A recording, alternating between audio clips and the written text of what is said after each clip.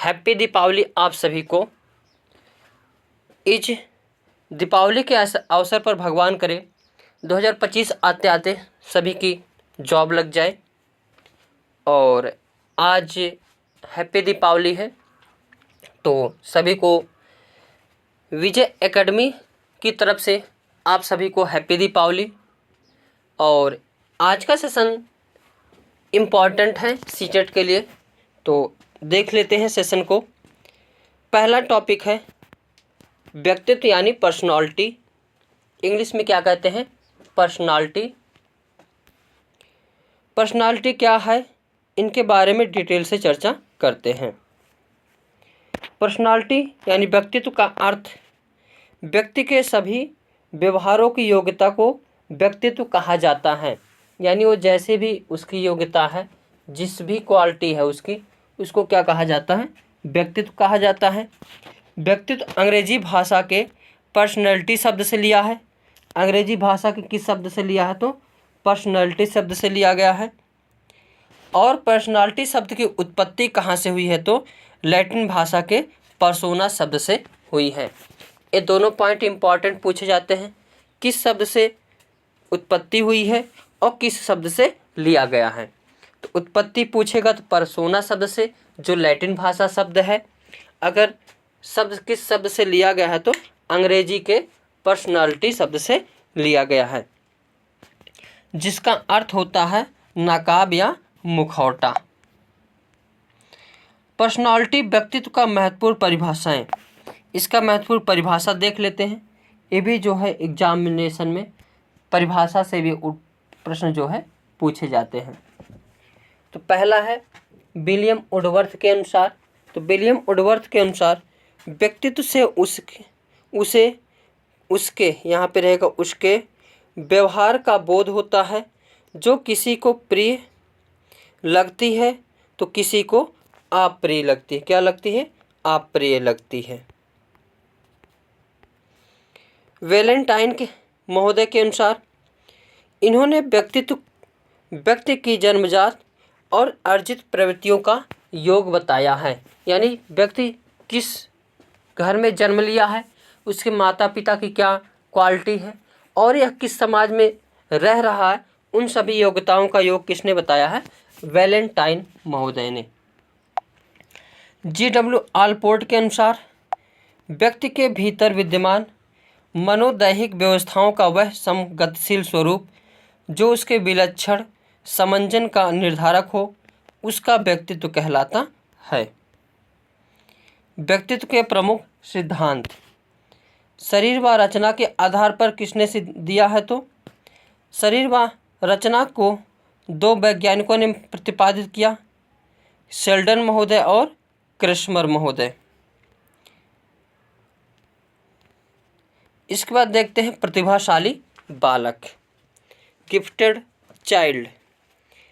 ऐसे बालक जिनकी बुद्धिलब्धि 130 से अधिक होती है, उन बालकों को प्रतिभावान बालक की श्रेणी में रखा जाता है, जिसे प्रतिभाशाली बालक कहते हैं। आगे देखते हैं टर्मन के अनुसार प्रतिभाशाली बालक शारीरिक विकास, शैक्षिक उपलब्धि, बुद्धि और व्यक्तित्व में वरिष्ठ होते हैं।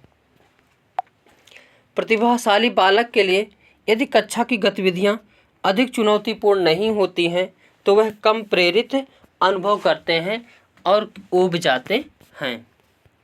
और क्या हो जाते हैं? तो ऊब जाते हैं। ये गलत लिखा, ऊब जाते हैं। स्किनर व हैरीमैन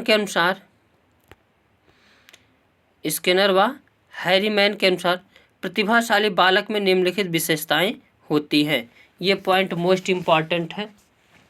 मानसिक प्रक्रियाओं में तीव्रता होती है, यानी इनकी सोचने की क्षमता, समझने की क्षमता तीव्र होती है। अमूर्त विषयों में रुचि, यानी सोचने विचारने में अमूर्त विषयों में क्या होती है?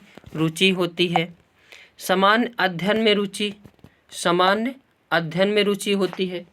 आश्चर्यजनक अंतर्दृष्टि का प्रमाण, यानी ये जो है अजीब तरह से इनके अंदर एक अजीब मतलब अद्भुत शक्ति पाई जाती है। अध्ययन में अद्वितीय सफलता, ये पढ़ाई लिखाई में सबसे आगे होते हैं। समान बच्चों की अपेक्षा ये बहुत आगे होते हैं। विशाल शब्दकोश, इनके अंदर शब्दकोश का भंडार पाया जाता है।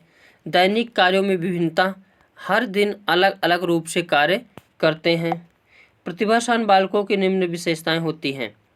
मानसिक प्रक्रिया में तीव्रता, अधिक महत्वाकांक्षी या किसी भी चीज़ को जानने के लिए अधिक महत्वाकांक्षी, लालायित होते हैं और इनकी बुद्धिलब्धि 130 से अधिक होती है। इनमें आश्चर्यजनक अंतर्दृष्टि पाया जाता है।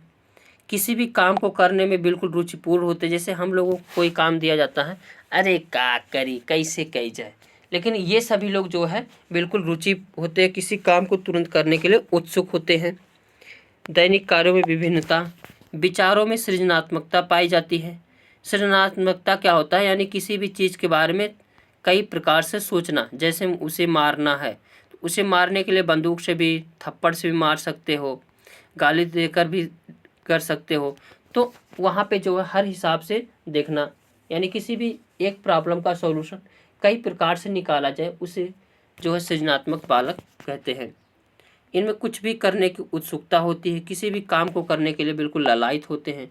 अभिव्यक्ति में अनूठापन, यानी किसी भी चीज़ को अभिव्यक्त करने के लिए बिल्कुल अनूठापन रहता है। हम लोग कहेंगे हम जा रहे हैं, और कुछ लोग कहेंगे हम जा रही हैं, कुछ लोग कहेंगे अलग हिसाब से कहेंगे। तो ये अपने हिसाब से जो अपनी बातों को अभिव्यक्त करते हैं, प्रभावपूर्ण होता है। किसी को जो है प्रभावित करने वाला जो है बातें होती हैं। जिज्ञासु व्यक्ति, ये ऐसे बालक होते हैं जिनके अंदर जिज्ञासा कूट कूट कर भरी होती है। जिज्ञासा मतलब किसी भी चीज़ को करने की तीव्र इच्छा, जानने की तीव्र इच्छा। सृजनात्मक सोच, अपसारी चिंतन। अपसारी चिंतन क्या होता है, अपसारी चिंतन यानी किसी भी चीज़ के बारे में बहुत ब्रॉड रूप से सोचना। अपसारी चिंतन ये मैथ में भी पूछा जाता है। अपसारी चिंतन वह चिंतन होता है जिसका जो है आंसर बहुत बड़ा होता है, कोई निश्चित नहीं होता है। जैसे दिल्ली की विशेषता बताओ, अपनी विशेषता बताओ, तो इसका एक आंसर नहीं हो सकता, इसके कई सारे आंसर हो सकते हैं। तो कई सारे आंसर किस चीज़ के अंतर्गत आते हैं, अपसारी चिंतन के अंतर्गत आते हैं। सीखने की योग्यता, इनके अंदर सीखने की योग्यता होती है, कूट कूट कर भरी होती है। वह प्रभावपूर्ण एवं उचित तरीके से संप्रेषण करने की क्षमता, वह अमूर्त रूप से सोचता है, वह परिवेश में स्वयं को समायोजित कर लेता है। आश्चर्यजनक अंतर्दृष्टि, उच्च बुद्धिलब्धि वह प्राप्त करता है। नोट, बहुत लंबे निबंधों को रखने की योग्यता प्रतिभाशाली अब बुद्धिमान बालकों के लक्षण नहीं है। जो बहुत लंबे निबंध को याद रखना, यह किसके अंतर्गत आता है, तो यह जो प्रतिभाशाली बालक या बुद्धिमान बालकों के अंतर्गत नहीं रखते हैं। हैवी हंस ने ये भी क्वेश्चन में पूछा गया था। आज का जो पॉइंट है सभी क्वेश्चन में प्रीवियस ईयर में पूछे गए पॉइंट हैं। A survey of the education of gifted children में लिखा गया है कि प्रतिभाशाली बालकों के लिए शिक्षा का सफल कार्यक्रम वही हो सकता है जिसका उद्देश्य उनकी विभिन्न योग्यताओं का विकास करना हो। ये डायरेक्ट क्वेश्चन जो है पूछा गया था, इस पॉइंट को ही डायरेक्ट याद रखना है। आगे देखते हैं, प्रतिभाशाली बालकों के लिए शिक्षा। इनके लिए शिक्षा की व्यवस्था पृथक कक्षाओं तथा संवर्धन कार्यक्रमों का प्रयोग करना चाहिए। पृथक कक्षाओं यानी जो अच्छा से अच्छा बालक है उनके लिए अलग क्लास की व्यवस्था करनी चाहिए। जैसे आईआईटी के बालक हो गए, पॉलिटेक्निक के बालक हो गए और नवोदय के बालक हो गए, ये सब जो है विशिष्ट प्रतिभाशाली बालक के लिए ही रखा गया है। प्रतिभाशाली बालकों यानी प्रतिभाशाली शिक्षार्थियों के लिए शिक्षक को अनुकूलन करना, ऐसा शिक्षण कार्य होना चाहिए। प्रतिभाशाली बालकों के लिए विशिष्ट क्रियाओं को करने के लिए प्रोत्साहित करने वाला का माहौल होना चाहिए। प्रतिभाशाली बालकों को समृद्धिकरण कार्यक्रमों के माध्यम से पढ़ाया जाना चाहिए। प्रतिभाशाली बालकों की शिक्षा के लिए शैक्षिक कार्यक्रम को समृद्ध बनाना चाहिए। प्रतिभाशाली बालकों की सही दिशा देने के लिए शिक्षक द्वारा उसे समय समय पर निर्देशन देना चाहिए। आगे देखते हैं सृजनात्मक बालक। सृजनात्मक यानी सृजन करने वाला। अब इनके बारे में देखते हैं।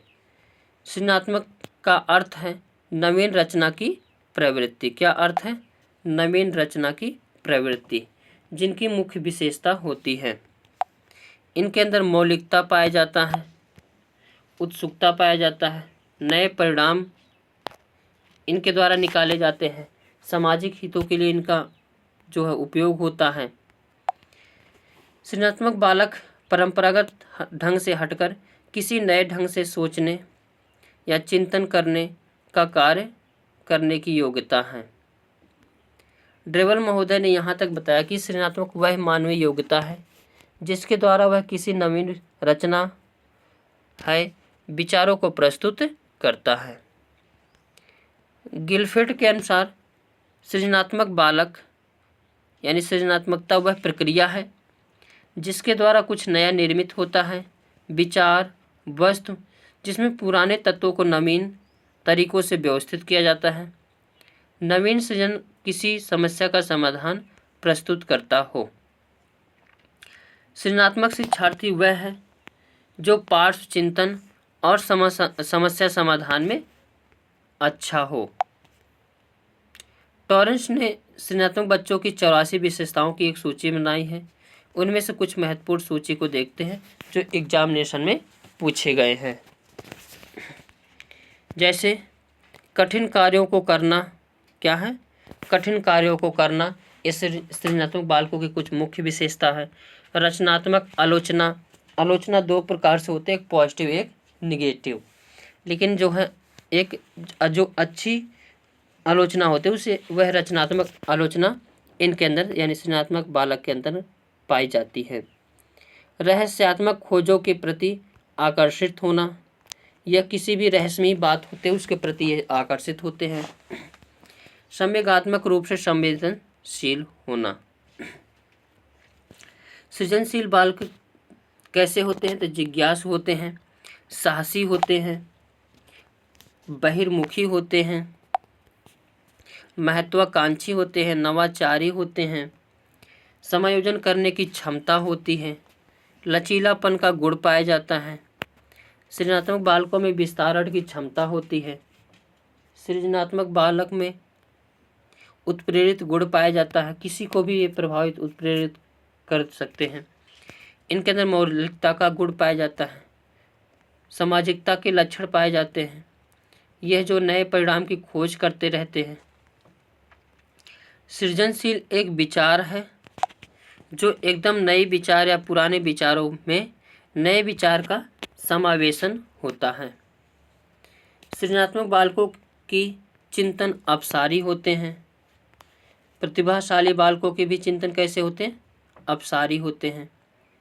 यदि कोई शिक्षक किसी सृजनात्मक बच्चों की पहचान करना चाहता है, ये प्रश्न पूछा गया था, तो उसे बच्चों को विस्तृत रूप से अवलोकन करें, विशेष रूप से जब वह समस्याओं को हल करता हो, तब जो है सृजनात्मक बालकों की पहचान हो सकती है होती है।